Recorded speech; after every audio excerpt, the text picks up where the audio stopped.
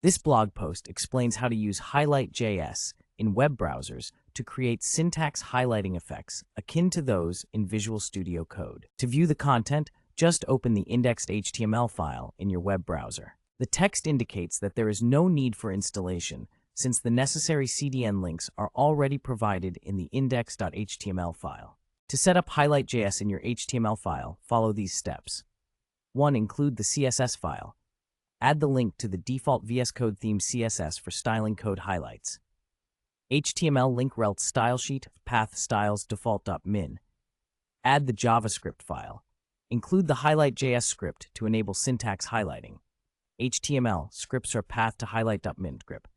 3. Initialize highlight.js. Call the function to highlight all code blocks on the page.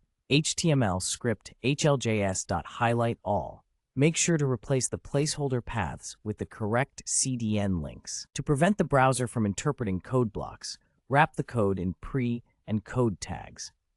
Additionally, add a class starting with language, like language HTML, to the code tag so that hljs.highlightAll can apply proper syntax highlighting based on the selected theme, such as v.min.css.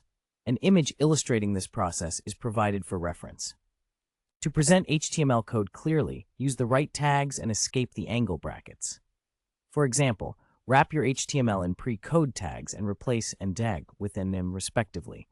This ensures the code is displayed in a readable format.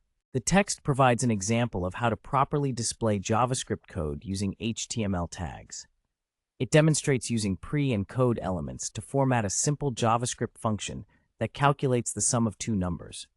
The text describes the display of syntax highlighted code, illustrating the outcome with an accompanying image link that shows the highlighted result.